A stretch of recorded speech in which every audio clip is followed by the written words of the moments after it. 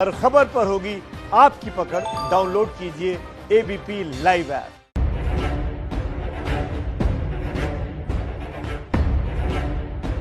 धर्म के नाम पर धोखा, शादी के नाम पर शोषण, धर्म बदलने का तिकड़म, नहीं चलेगा लव जिहाद, कानून से इलाज, बंद होगा लव जिहाद।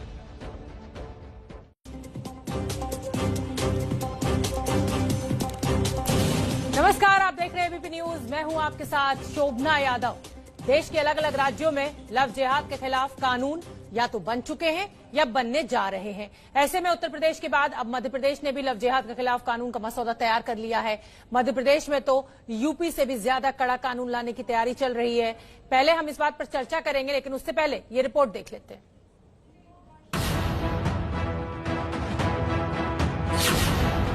शिवराज के राज में अब लव जिहाद नहीं। मध्य प्रदेश की धरती पर लव जिहाद चलने नहीं दूंगा, किसी भी कीमत पर नहीं चलेगा। यूपी की तर्ज पर अब एमपी में भी कड़े कानून की तैयारी।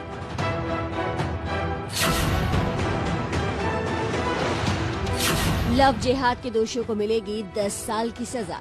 उन विवाहों को कराने वाले गुरु, पादरी, मौलवी या काजी, इनको भी 5 साल की सजा का प्रावधान। जी हां, उत्तर प्रदेश के बाद अब मध्य प्रदेश में भी लव जिहाद को अपराध घोषित करने की तैयारी हो चुकी है।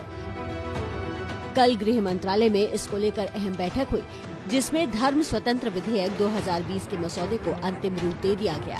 अब इस बिल को कैबिनेट में पेश किया जाएगा और फिर अगले महीने 28 दिसंबर से शुरू हो रहे सत्र में इसे पारित करने की कोशिश होगी।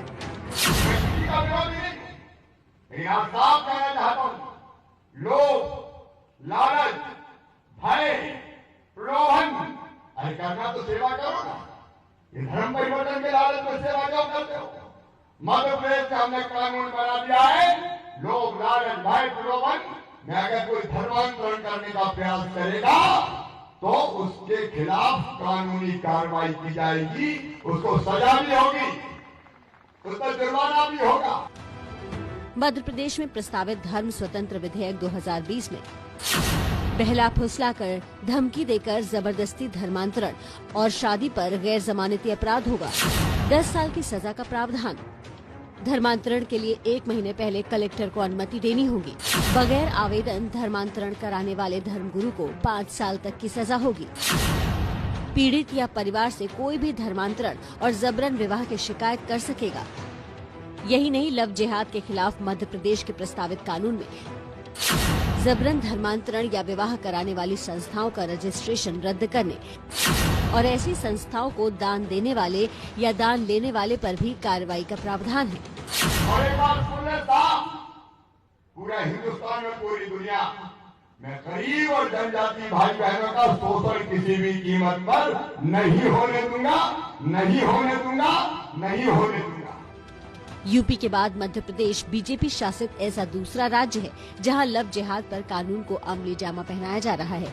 इसी तरह का कानून लाने का ऐलान हरियाणा, हिमाचल, कर्नाटक की बीजेपी सरकारों ने भी किया।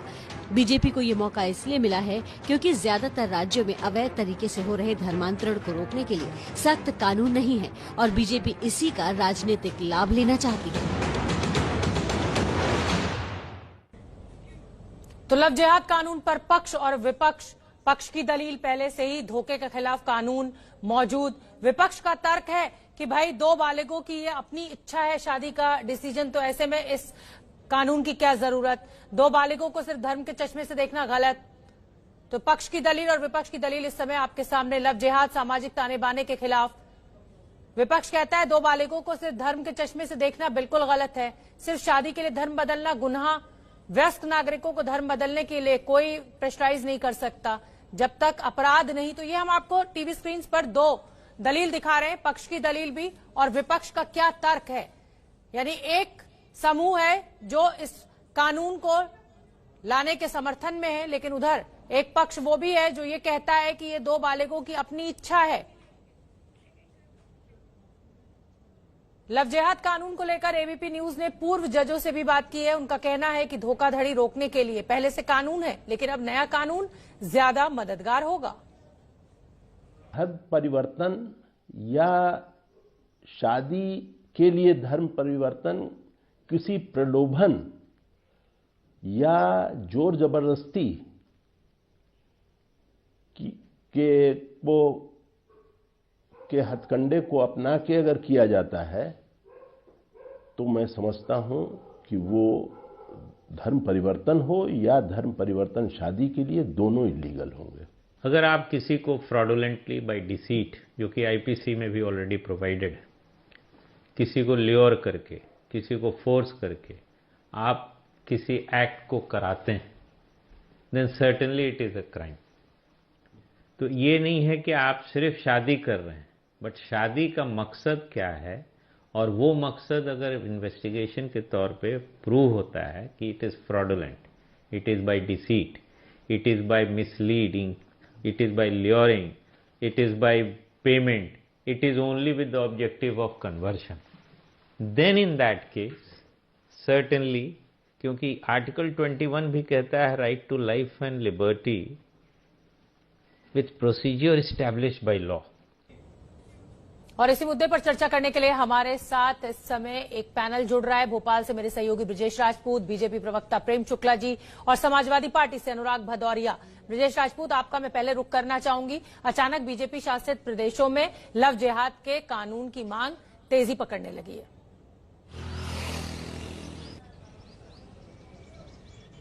बिल्कुल, दरअसल ये आरएसएस का एजेंडा है जिसको पूरा करने के लिए बीजेपी की सरकारें बाध्य हैं, और इस तरीके से ये इस कानून को, चूंकि कहा जा रहा है कि पहले से ऐसे कानून थे मगर ऐसे कानून को सख्त किया जा रहा है।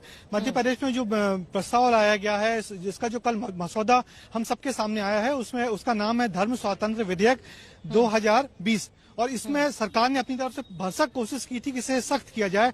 मगर कल शाम को आरएसएस के नेताओं की और मुख्यमंत्री के साथ एक बैठक हुई। इस प्रतिनिधि मंडल में आरएसएस के लोग थे, विश्व हिंदू परिषद के लोग थे, बजरंग दल के लोग थे और हिंदू जागरण मंच के लोग थे। इन्होंने कुछ और सुझाव दिए हैं, जिसके बाद इस बिल को और डिफर कर दिया गया है और इस बिल को अब विधि विभाग को भेज दिया गया है, जहां हो सकता है अगली कैबिनेट में प्रस्ताव पास हो। मैं आपको बता दूं, जो विश्व हिंदू परिषद और आरएसएस के लोगों का जो सुझाव है वो ये है कि उनका कहना है कि नोटिस की समय सीमा जो 1 महीने इस प्रस्ताव में रखी जा रही है, उनका कहना 1 महीने नहीं बल्कि 3 महीने होना चाहिए। उसके अलावा जो पक्ष और विपक्ष जो लोग हैं, जो लोग शादी करना चाहते हैं, उनका पुलिस वेरिफिकेशन हो, वो किस धर्म के हैं, किस जाति के हैं, घर में किसी को आपत्ति तो नहीं है इस विवाह की, ये पूरा पुलिस वेरिफिकेशन के बाद ही ये सारी बातें शामिल हो। और उनका मुख्य उद्देश्य यही है कि केवल विवाह के लिए धर्मांतरण रोका जाए, और ये सारी बातें उन्होंने कल मुख्यमंत्री शिवराज सिंह को जाके बताई हैं। तो फिर से इस मसौदे में फेरबदल होना संभव है। ठीक है, तो मसौदे में फेरबदल होगा, लेकिन फाइनली उत्तर प्रदेश में ये कानून आ चुका है। मध्य प्रदेश और हरियाणा में भी बातचीत चल रही है। मेरे साथ बीजेपी के प्रवक्ता प्रेम शुक्ला जी जुड़ रहे हैं। प्रेम शुक्ला जी, एक अच्छी कोशिश हो सकती है, लेकिन ये सारे कानून पहले से मौजूद हैं। जबरदस्ती किसी के साथ शादी नहीं की जा सकती, जबरदस्ती किसी के साथ किसी का धर्म परिवर्तन नहीं कराया जा सकता, जबरदस्ती किसी के साथ शारीरिक संबंध नहीं बनाए जा सकते। ये सब कुछ है पहले से मौजूद, लेकिन एक लव जिहाद नाम के कानून को आप लाने की बात कर रहे हैं। और ये जो लव जिहाद शब्द है, ये कहीं ना कहीं आपकी राजनीतिक आइडियोलॉजी को कहा जाए कि समर्थन करता है। क्या सिर्फ यही वजह? पहले तो लव जिहाद शब्द को ये राष्ट्रीय स्वयंसेवक संघ, भारतीय जनता पार्टी, विश्व हिंदू परिषद की खोज नहीं है। लव जिहाद शब्द का प्रयोग दिसंबर 2009 के जस्टिस केटी ऑर्डर में दिखाई देता है। अच्युतानंदन जी कोई भारतीय जनता पार्टी या विश्व हिंदू परिषद या राष्ट्रीय स्वयंसेवक संघ से जुड़े हुए राजनेता नहीं थे, तो कम्युनिस्ट पार्टी के मुख्यमंत्री थे, उन्होंने इस शब्द का प्रयोग किया। और जब केटी शंकरन दिसंबर 2009 में अपना ऑर्डर लिख रहे थे, तब वो केरल में बता रहे थे कि 3 से 4 हजार ऐसे मामले हैं जिसमें एक सर्टेन ट्रेंड दिखाई देता है, और वो ट्रेंड ये है कि धर्मांतरण करने के लिए एक मजहब विशेष के लोग दूसरे धर्मावलंबियों की लड़कियों को चल रहे हैं। ऐसा जस्टिस केटी शंकरन, जो न तो संघ के थे, न भारतीय जनता पार्टी के थे, न विश्व हिंदू परिषद के थे, और लगातार पिछले 1 दशक में इस पर चर्चा हुई है। और जैसा आपका प्रश्न, बहुत सारे कानून है, बहुत सारे कानून आपको पता होगा, सेक्सुअल असॉल्ट के संदर्भ में भी पहले से बलात्कार के संदर्भ में कानून थे, लेकिन उसको और सख्त बनाने के लिए पॉस्को जैसे कानून लाए गए। उसमें जो है सेक्सुअल असॉल्ट के मामले में आपको ध्यान है, जस्टिस जे एस वर्मा की निर्भया कांड के बाद में जो है जस्टिस जे एस वर्मा की के नेतृत्व में एक समिति बनी और फिर बहुत सारे सुझाव दिए, उसको खड़ा किया गया।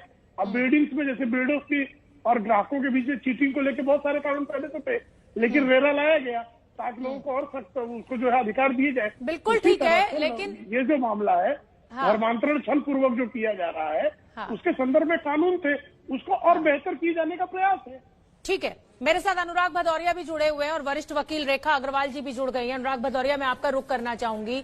चाहे भगवा आतंकवाद हो, चाहे लव जिहाद जैसे शब्द हो, कहीं ना कहीं इन शब्दों का इस्तेमाल, इनका जो कहा जाए कि राजनीतिक फायदा लेने के लिए किया जाता है तमाम राजनीतिक दलों के द्वारा। क्या आप लव जिहाद कानून जो आ रहा है उससे सहमत हैं? देखिए, पहली बात तो मैंने पहले भी साफ कर दिया, फिर मैं साफ कर रहा हूं कि ये जो बार बार भारतीय जनता पार्टी के नेता लव जिहाद नाम बोल बोल के एक समाज के अंदर ऐसा माहौल क्रिएट करने की कोशिश करते हैं। अभी कह रहे थे भारतीय जनता पार्टी प्रवक्ता है कि हमने इजाद नहीं किया, ये शब्द कम्युनिस्ट के लोगों ने किया था। तो बात इसके मतलब आप मानते हैं ना, कम्युनिस्ट जो कहता है उसको आप फॉलो करते हैं। वो कोर्ट के जज का भी नाम ले रहे हैं, आप सेलेक्टिव वो मत करिए। नहीं, अपना सेंटेंस पूरा कर दूं तो आप उनके फॉलोअर है, एक बात। दूसरी बात, हल्ला मचाते कौन घूम रहा है? हल्ला मचाते तो आप ही घूम रहे हो। नाम उन्होंने लिया, हल्ला मचाते पूरे देश के अंदर, हिंदुस्तान में आप घूमे हो सिर्फ राजनीतिक फायदा लेने के लिए। आपके उत्तर प्रदेश के मुख्यमंत्री मन से खड़े होकर बोलते हैं कि भाई जो लव जिहाद करेगा उसे कड़ी से कड़ी सजा दी जाएगी, राम नाम सत्य होगा, होना भी चाहिए। कोई व्यक्ति अगर किसी महिला के साथ अपना नाम बदल के, अपनी पहचान छुपा के, चाहे वो किसी भी जाति धर्म का हो, अगर अन्याय करेगा तो उसका राम नाम सत्य होना चाहिए। लेकिन आप उसके साथ ये बोलने में क्या दिक्कत थी कि अगर हथरस का भी कोई व्यक्ति अगर ऐसा काम करेगा उसका भी राम नाम सत्य होगा। अगर बुलंदशहर में कोई बच्ची के साथ जो अन्याय हुआ है वो भी अगर होगा तो उसका भी राम नाम सत्य होगा। तो आपको राम नाम सत्य तो सबका करना चाहिए ना। किसी भी जाति धर्म का व्यक्ति अगर महिला के साथ अन्याय करेगा तो मुख्यमंत्री भी आपको कहना चाहिए कि राम नाम सत्य होगा। अगर आप ऐसा शब्द रेखा अग्रवाल जी, चलिए ये तो देखिए राजनीतिक दलों की टिप्पणी हो गई। ठीक है, अनुराग भदौरिया आऊंगी आपके पास। हर व्यक्ति चाहता है कि चाहे किसी भी जाति धर्म का व्यक्ति हो, अगर अपनी पहचान छुपाता है तो उसको कड़ी से कड़ी सजा मिलनी चाहिए। बिल्कुल ठीक है, पूरा हिंदुस्तान इसके साथ खड़ा है। बिल्कुल ठीक है, बोल के उसके समाज के अंदर शांत हो जाइए प्रभु, अगले मेहमान का भी रुख कर लेने दीजिए। करती है अनुराग भदौरिया, देखिए अब मैंने अपने दर्शकों को राजनीतिक पक्ष समझाने की कोशिश की दो राजनीतिक मेहमानों के जरिए।